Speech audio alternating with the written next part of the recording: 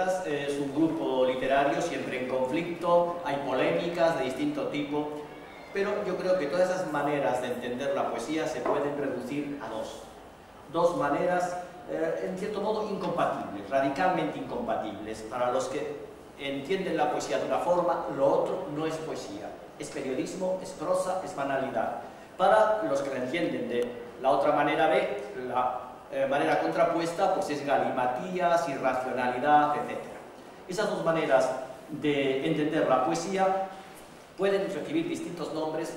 Yo hablaría, o yo mencioné en un caso, hablé de poesía figurativa. Hay un tipo de poesía que es una realización o una utilización del lenguaje ordinario que no rompe con las normas de la sintaxis o de la lógica, o que si rompe lo hace dándole un nuevo sentido. O sea, hay un tipo de poesía que habla del mundo y que utiliza las reglas del lenguaje para hablar del mundo, para excluir otros aspectos del mundo.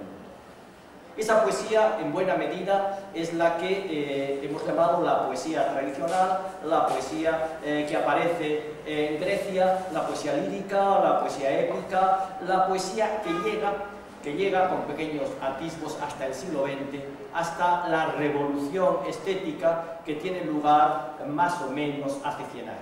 Saben que en torno a 1914 o a partir de ese momento, el momento de la Gran Guerra, pone en cuestión los fundamentos del arte y de la cultura, y el arte quiere romper con la tradición, empezar de nuevo, ir en contra de la tradición mimética que había sido la propia del arte hasta ese momento, y el poeta convertirse en un creador a partir de la nada con leyes distintas.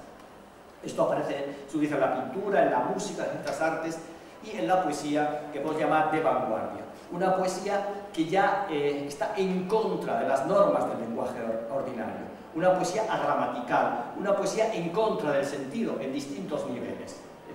Esa tradición de ruptura de la poesía llega a un extremo que podemos ejemplificar. Hay muchos matices en un tipo de poesía y de otra, pues en las ideas, por ejemplo, de Antonio Gamoneda, cuando insiste en que la poesía no es literatura, no es un género literario más, es una utilización del lenguaje que, como la música, sugiere, recrea, pero no se le pueden aplicar las técnicas interpretativas propias del lenguaje ordinario, del lenguaje común.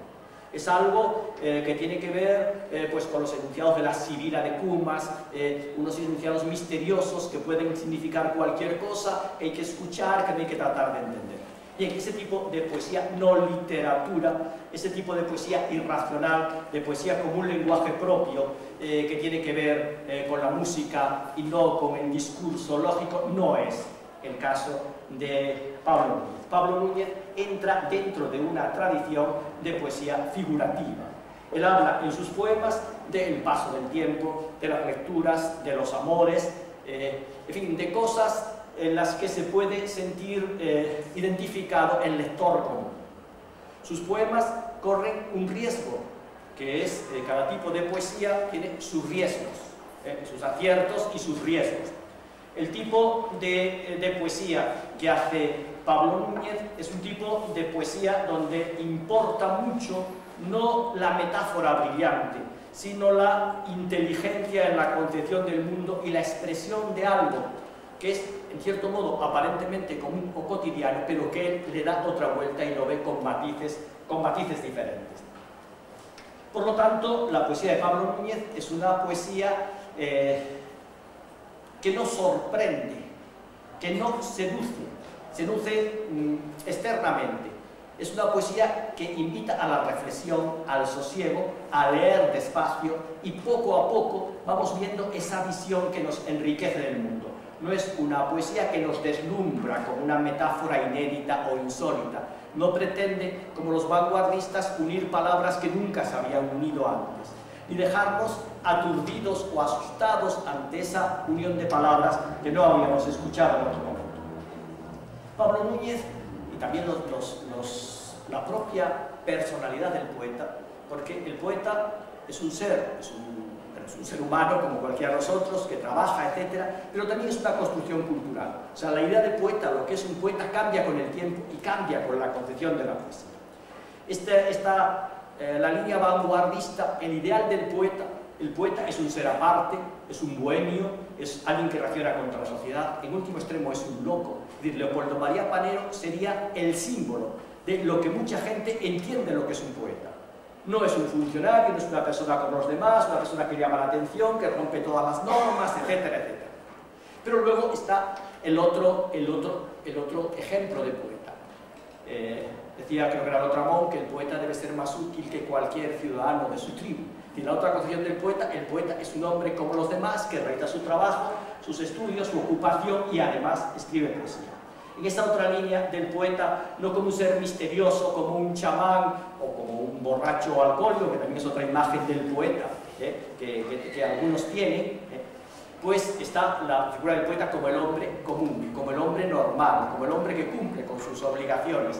Y yo creo que en esa línea, que poco es la que propugna frente a Leopoldo María Panero, pues Luis García Montero, el ejemplo más característico es Pablo Núñez. Pablo Núñez, y ahí es un poco la verdad de su poesía, se parece a sus poemas. En su vida de trabajador, de profesor, de cumplidor, es un poco lo que refleja también en los poemas. Poemas bien hechos, educados, corteses, poemas que no pretenden espantar ni asustar, que requieren nuestra atención y que encuentran una visión del mundo inteligente, pero discreta, discretamente inteligente. No pretende aturdirnos con su brillo. Y Pablo Núñez entra también en esa otra parte de poetas eruditos. Es un erudito, es un investigador de la literatura en el campo del periodismo. Sus trabajos académicos se caracterizan por la minucia y la precisión, no por el brillo audaz tampoco de las hipótesis no fundamentadas. Es un trabajador minucioso y preciso. ¿Cuál es el riesgo de esta manera de utilizar la poesía? Que él naturalmente es consciente de ello, y si no es consciente se lo digo yo y le avisaré bien, es el de una poesía excesivamente correcta y excesivamente llana. Si el riesgo de una línea es el disparate por el disparate, el otro es la excesiva corrección. Y en poesía lo que está simplemente bien hecho no está hecho. Tiene que estar bien hecho, correctamente hecho y además tener ese toque de magia, que es lo que hace que leamos el poema, que el poema se nos quede en la memoria. El primer libro de Pablo Núñez es un poeta también. Este tipo de poesía a la que él se incluye es un tipo de poesía a la que no le sienta especialmente bien la precocidad, que no tiene por qué ser como Rimbaud a los 15, a los 18 años. Es un tipo de poesía serena que lleva su tiempo. Publica su primer libro más o menos a la misma edad que publicó su primer libro Ángel González, otro poeta también en esta línea de poesía sobria, contenida, de ciudadano normal, pero también con humor, con ironía, que es un poco lo que en este primer libro he hecho un poco en falta, un poco de humor, de trasfondo, de paradoja, antes de seriedad. Pero es un primer libro y es un excelente punto de partida, correcto, de buen lector, de que tiene en la mano el conocimiento del oficio. Y ahora, si fuera un poeta vanguardista, le aconsejaría moderación. Como no lo es, le aconsejaría un poco de más de pirueta y un poquito más de riesgo. No sé si está de acuerdo con eso. Pero en fin, escuchémosle a él.